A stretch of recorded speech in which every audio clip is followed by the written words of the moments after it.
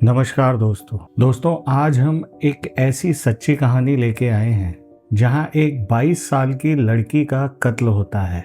मगर इस केस में ना तो कोई कातिल है, ना कोई सबूत, ना कोई मोटिव और ना ही कोई गवाह। आप सोच रहे होंगे कि ऐसा कैसे हो सकता है, एक कत्ल भी हो जाए और उसका कोई कातिल ना हो। मगर इस केस में ऐसा हुआ है। इस केस ने अमेरिका शहर को पूरी तरीके से हिला के रख दिया था। जब पूरी कहानी आप भी सुनेंगे तो आप भी हैरान रह जाएंगे। दुनिया इस केस को नादिया मलिक केस के नाम से जानती है। तो क्या है नादिया मलिक की पूरी कहानी, चलिए जानते हैं विस्तार से। दोस्तों, कहानी शुरू करने से पहले एक रिक्वेस्ट करूंगा, अगर चैनल को सब्सक्राइब नहीं किया है तो प्लीज़ सब्सक्राइब कर लीजिए, जिससे मेरी आने वाली जितनी भी वीडियोज़ हैं उसका नोटिफिकेशन आपको मिलता रहे। ये कहानी भारतीय मूल की लड़की नादिया मलिक की है। नादिया अपने परिवार वालों के साथ अमेरिका के पेंसिल्वेनिया स्टेट के फिलाडेल्फिया नाम की जगह पर रहती थी। नादिया बचपन से ही पढ़ाई में काफ़ी तेज थी और पढ़ाई के दौरान ही जब नादिया की उम्र यही कोई 15 साल की थी, तभी उसकी मुलाकात भारतीय मूल के ही भूपेंद्र गगन सिंह नाम के लड़के से होती है। भूपेंद्र भी उन दिनों फिलाडेल्फिया में ही रहा करता था। भूपेंद्र से मुलाकात के बाद ही नादिया की जिंदगी ने नई करवट लेनी शुरू कर दी। पहले वो ज़्यादातर पढ़ाई में ध्यान लगाती थी और अपने आप में ही रहना पसंद किया करती थी, लेकिन भूपेंद्र से मिलने के बाद वो उसके लिए पागल सी होने लगी। अब वो दिन रात भूपेंद्र से ही बात करती रहती थी। अगर वो किसी और से भी बात करती थी तब भी वो भूपेंद्र के बारे में ही जिक्र किया करती थी। और इतना ही नहीं, जब भी मौका मिलता परिवार वालों की मर्जी के खिलाफ वो भूपेंद्र से मिलने जाया करती थी। इन सब के चक्कर में नादिया की पढ़ाई पीछे छूटने लगी और नादिया की जिंदगी में आए अचानक ऐसे बदलाव के कारण उसके घर वाले परेशान रहने लगे।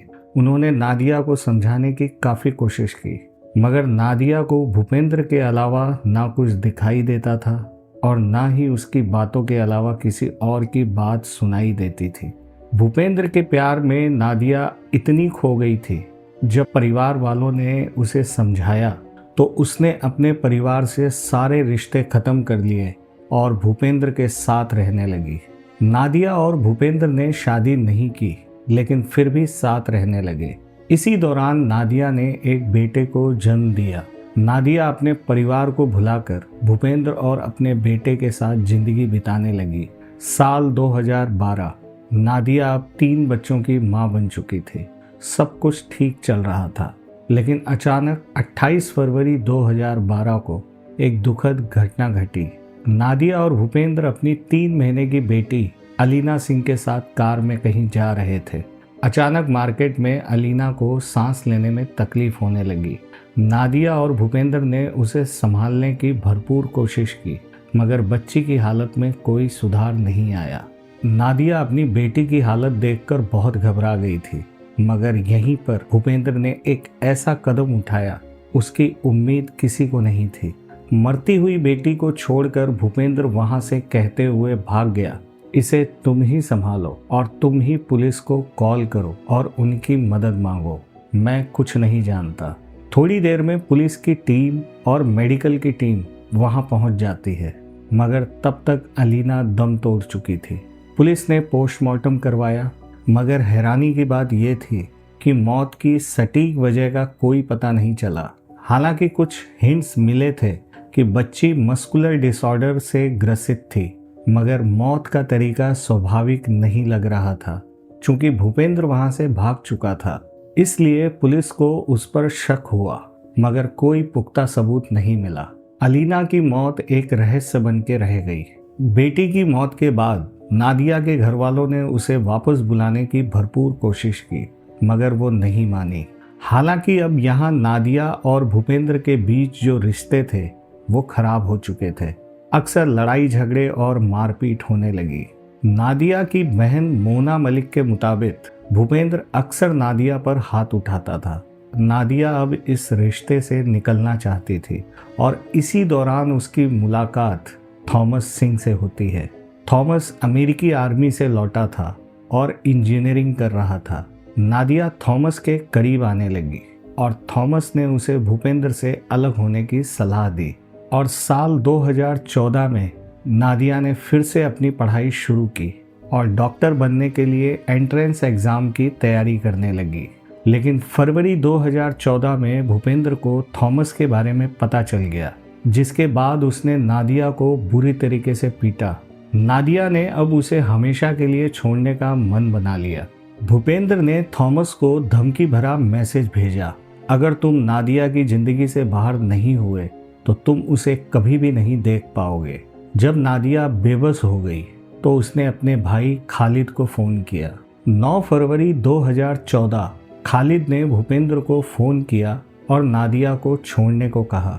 फ़ोन पर ही नादिया की रोने की आवाज़ भी आई। ये मुझे घर से बाहर नहीं जाने दे रहा, इसने मुझे कैद कर लिया है।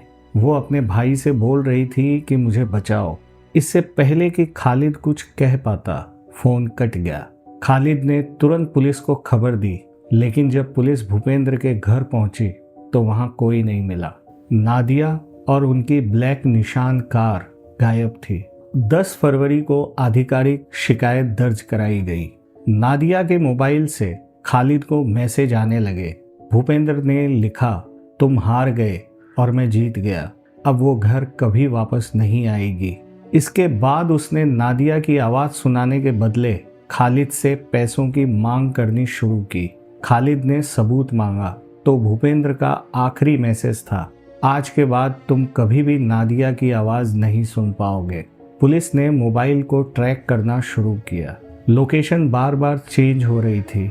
लोकेशन कभी फिलाडेल्फिया से वॉशिंगटन और न्यूयॉर्क और फिर ओहियो की तरफ चली गई। पुलिस ने आखिरकार भूपेंद्र को ओहियो के एक घर से गिरफ्तार कर लिया। उसकी जेब से नादिया का एक मोबाइल, लाइसेंस और कार की चाबी मिली। भूपेंद्र ने पुलिस को बताया कि उसने नादिया को फिलाडेल्फिया में ही छोड़ दिया था। पुलिस को यकीन नहीं हुआ, क्योंकि उस कार की एक ही चाबी थी जो कि भूपेंद्र के पास थी। 20 फरवरी पुलिस को एक अनजान कॉल आया, जिसने काली कार की लोकेशन बताई।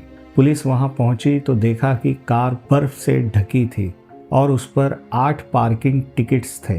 कार के अंदर कपड़ों के ढेर के नीचे नादिया की लाश मिली। नादिया की उम्र सिर्फ 22 साल थी और हैरानी की बात यह थी कि जब पोस्टमार्टम रिपोर्ट आई तो नादिया के शरीर पे एक भी चोट के निशान नहीं थे। फोरेंसिक लैब की 8 महीने की जांच के बाद भी डॉक्टर मौत की वजह का पता नहीं लगा पाए। चूंकि मौत का कारण अज्ञात रहा, इसलिए भूपेंद्र पर मर्डर का कोई केस नहीं चला। केस बंद कर दिया गया और भूपेंद्र आज़ाद हो गया। नादिया के परिवार ने प्राइवेट डिटेक्टिव रखे, जिन्होंने दावा किया कि नादिया को जहरीला इंजेक्शन दिया गया था, मगर पुलिस ने इसे नहीं माना। 2018 में कोर्ट ने भूपेंद्र को नादिया के परिवार को $10 मिलियन का हर्जाना देने का आदेश दिया, मगर नादिया के कातिल का कोई पता नहीं चल सका। नादिया मलिक का केस आज भी फाइलों में एक रहस्यमयी मौत के तौर पे दर्ज है। कोर्ट ने भले ही हर्जाने का आदेश दिया, लेकिन नादिया के माता पिता की सूनी आंखों को आज भी इंसाफ का इंतजार है। लेकिन दोस्तों, नादिया की ये दुखद कहानी हमें एक सीख देती है, जिसे आज के दौर में हर इंसान, खासकर युवाओं को समझना बहुत जरूरी है। नादिया एक होनहार छात्रा थी, लेकिन एक गलत इंसान के चुनाव ने उसकी पूरी जिंदगी बदल दी। याद रखिए, जो प्यार आपको माता पिता से अलग कर दे, आपके परिवार को दूर कर दे, वो प्यार आपके हित में कभी नहीं हो सकता। परिवार आपकी सबसे बड़ी ढाल होती है। नादिया ने अपने परिवार से सारे रिश्ते तोड़ दिए थे, जिसका फायदा भूपेंद्र जैसे इंसान ने उठाया।